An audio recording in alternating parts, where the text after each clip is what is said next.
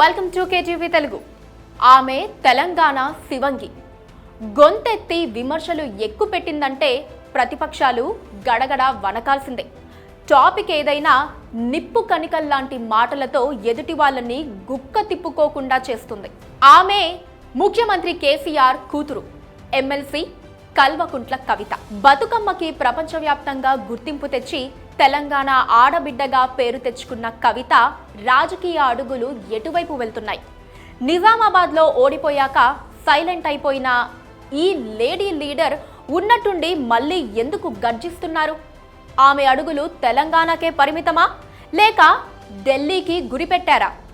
KTV special focus.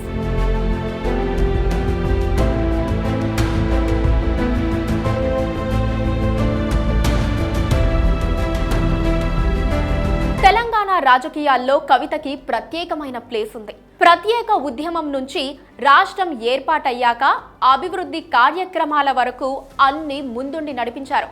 Nizamabad ఎంపీగా political entry ఇచ్చిన ఈ లేడీ శివంగి ఆ తర్వాత తనకి ఎదురే లేనట్లుగా దూసుకుపోయారు. తెలంగాణలో కేసీఆర్, కేటీఆర్ తర్వాత మూడో ప్లేస్లో ఆవిడే ఉన్నారు. రాష్ట్ర రాజకీయాల్లో అన్నింటా తానై వ్యవహరించారు. తెలంగాణ ఏర్పాటయ్యాక తొలిసారి ఏర్పాటైన ప్రభుత్వంలో కీలకంగా వ్యవహరించిన కవిత రెండోసారి మాత్రం వెనకబడిపోయారు. పార్టీ అధికారంలోకి వచ్చిన బీజేపీ నేత ధర్మపురి అరవింద్ చేతిలో ఆమె ఓడిపోయారు. ఆ పరాజయం నుంచి ఈ యాక్టివ్ టీఆర్ఎస్ లీడర్ చాలా రోజుల వరకు కోలుకోలేకపోయారు. నిజామాబాద్లో ఆమె ఓటమికి చాలా కారణాలున్నా ఫస్ట్ రీజన్ మాత్రం పసుపు బోర్డు అని చెప్పక తప్పదు. నిజామాబాద్ ఎన్నికల్లో ఓడిపోయినప్పటి నుంచి కల్వకుంట్ల కవిత తెర వెనకే ఉన్నారు. పార్టీ కార్యక్రమాల్లో పెద్దగా కనిపించలేదు. పంచ్ డైలాగులు మిస్ అయ్యాయి. బతుకమ్మ టైంలో కూడా హడావిడి కనిపించలేదు. ఎంపీగా ఓడిపోయాక కవిత నిజామాబాద్ నుంచే స్థానిక సంస్థల ఎమ్మెల్సీగా 2 సార్లు ఎన్నికయ్యారు. అయితే ఆ పదవి ఆమె స్థాయికి తగినది కాదని టీఆర్ఎస్లో ఓ బలమైన ప్రచారం జరిగింది. పలు కార్మిక సంఘాలకు ఈ యంగ్ లేడీ లీడర్ గౌరవ అధ్యక్షురాలుగా కూడా పనిచేశారు.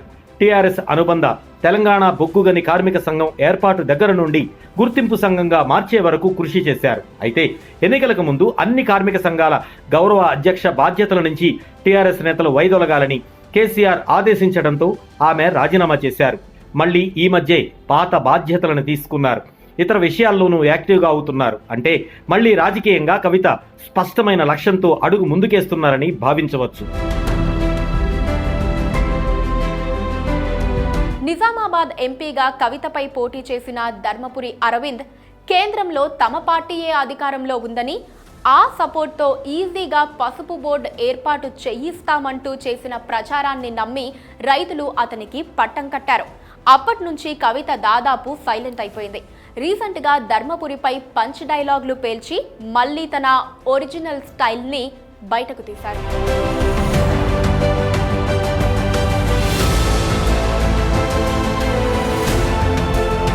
ఎంపీగా ఓడిపోయాక కవిత సైడ్ అయిపోయారంటూ ప్రచారం జరిగింది. తెలంగాణలో చాలా ముఖ్యమైన రాజకీయ కార్యక్రమాల్లో కూడా ఆమె ఎక్కడా కనిపించలేదు. కవిత కేసీఆర్పై అలిగారని కూడా ప్రచారం జరిగింది. ఈ లేడీ నేత అడపాదడపా మాట్లాడినా ఒరిజినల్ స్టైల్ డైలాగులు పేలడం లేదు. ఫేడ్ అవుట్ అయిపోయారంటూ కామెంట్స్ వస్తున్న టైంలో సడన్ గా ఆమె కొత్త ఎంట్రీ ఇచ్చారు. అరవింద్ గారు 3 ఏళ్ళు కష్టపడి జుట్టుకు 250 రూపాయలు తీసుకొచ్చిండంటే మరిగా బీజేపీ ప్రభుత్వం ఏం చేస్తుందో, ఎట్లా పనిచేస్తుందో దయచేసి రైతన్నలందరూ కూడా ఆలోచించుకోవాలని నేను కోరుతా ఉన్నాను. ఉచిత సలహాలు చెప్పి పైసలు ఇవ్వకుండా, మనకు మెషిన్లు ఇవ్వకుండా, పసుపుకు సంబంధించినటువంటి ఎటువంటి కార్యక్రమాలు చేయకుండా టైంపాస్ చేయడం అన్నది ఒక అలవాటుగా మారింది. నిర్మలా సీతారామన్ గారు మొదలు పార్లమెంట్లో మాట ఇచ్చి, నేను తప్పకుండా మీకు స్పైస్ పార్క్ పెట్టండి అమ్మా, 20 కోట్లు ఇప్పిస్తా అసైడ్ స్కీమ్లో అని చెప్పి కథలు చెప్పి, తర్వాత మేము అసైడ్ లేదు ఏం లేదు, మీరు మొత్తం రాష్ట్రం నుంచే ఇచ్చుకోవాలి, మీ రైతులకు తప్పితే మేమేం చేయము, మళ్ళీ మొత్తం చేసి ఓపెనింగ్ పిలిస్తే మాత్రం వచ్చి రిబ్బన్ కట్ చేసిపోతామని చెప్పిన ఉత్తరం కూడా ఇక్కడ ఉన్నది. దాదాపు 3 ఏళ్ల తర్వాత కవిత రీసెంట్గా తన ఒరిజినల్ స్టైల్లోకి వచ్చారు. ఈసారి తన బాణాన్ని ధర్మపురి అరవింద్పై ఎక్కుపెట్టారు. ధర్మపురి అరవిందా, అధర్మపురి అరవిందా అంటూ గట్టిగా నిలదీశారు. పసుపు బోర్డు ఏదంటూ పంచ్ డైలాగులతో తన స్పీచ్ని పరిగెత్తించారు.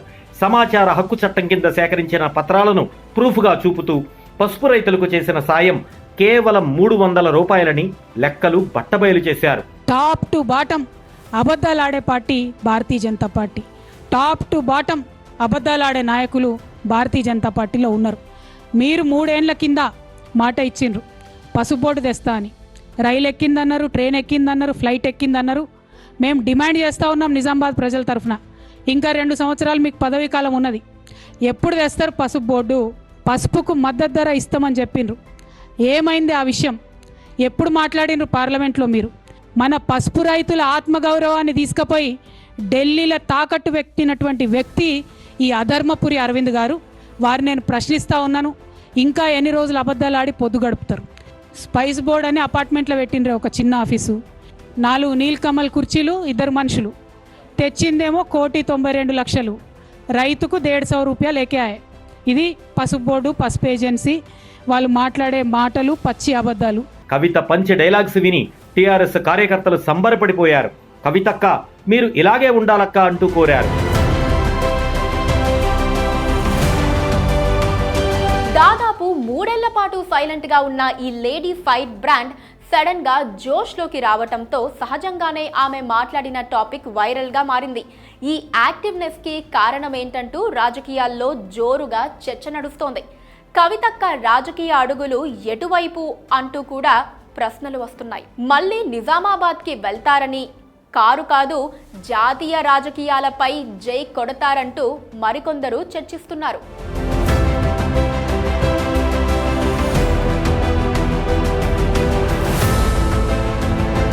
త్వరలో సార్వత్రిక ఎన్నికలు రాబోతున్నాయి.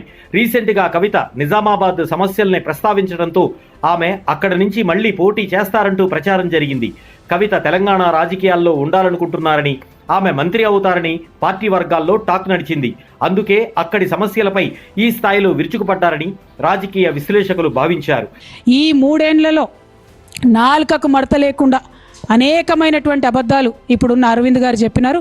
సంవత్సరానికి 2 కోట్ల ఉద్యోగాలు ఇస్తామని మోడీ గారు అబద్ధం చెప్పారు. ఇంతవరకు దానికి అత్తపత్త లేదు.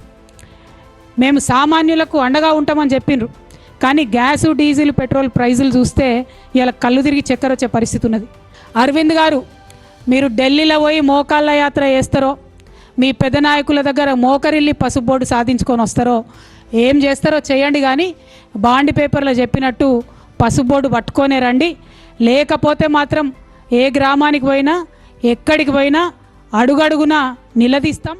కవిత రాజకీయ ప్రయాణం ఢిల్లీ వైపే అంటూ కూడా టీఆర్ఎస్లో ఓ వర్గం గట్టిగా చెప్తోంది. కేసీఆర్ జాతీయ పర్యటనలో కవిత ఆయన వెంటే ఉంటున్నారు. ఢిల్లీ రాజకీయ ప్రణాళికల్ని తానే సిద్ధం చేస్తున్నారని కూడా సమాచారం. ఉత్తరాది పార్టీ నేతలతో సమన్వయం చేసుకునే బాధ్యతలను కూడా కవితకు కేసీఆర్ ఇచ్చినట్లుగా తెలుస్తోంది. సీనియర్ జర్నలిస్టు సంజయ్ కుమార్ ఝాను రాష్ట్ర ప్రభుత్వం ఢిల్లీ కేంద్రంగా పనిచేసేలా ప్రజా సంబంధాల అధికారిగా నియమించింది. సంజయ్ నియామకం ఎంపికలో కవిత క్రియాశీలకంగా వ్యవహరించారు. కవిత తండ్రికి తగ్గ తనయ. కేసీఆర్ స్పీచ్లకు ఏమాత్రం తగ్గకుండా వాగ్దాటి ఉంటుంది. ఏ విషయంపై అయినా అనర్గళంగా, అర్థవంతంగా మాట్లాడగలరు. మహిళల్లో మంచి ఆదరణ ఉంది. కవిత మళ్ళీ రాజకీయంగా చురుగ్గా వ్యవహరిస్తే టీఆర్ఎస్ కు ప్లస్ అవుతుందని టీఆర్ఎస్ పార్టీ క్యాడర్ నమ్ముతోంది. మరి కవిత తెలంగాణ రాజకీయాల్లో ఉంటారా, ఢిల్లీకి గురి పెడతారా అనేది వేచి చూడాలి. ఇది KTV special focus. Like, share and subscribe to KTV.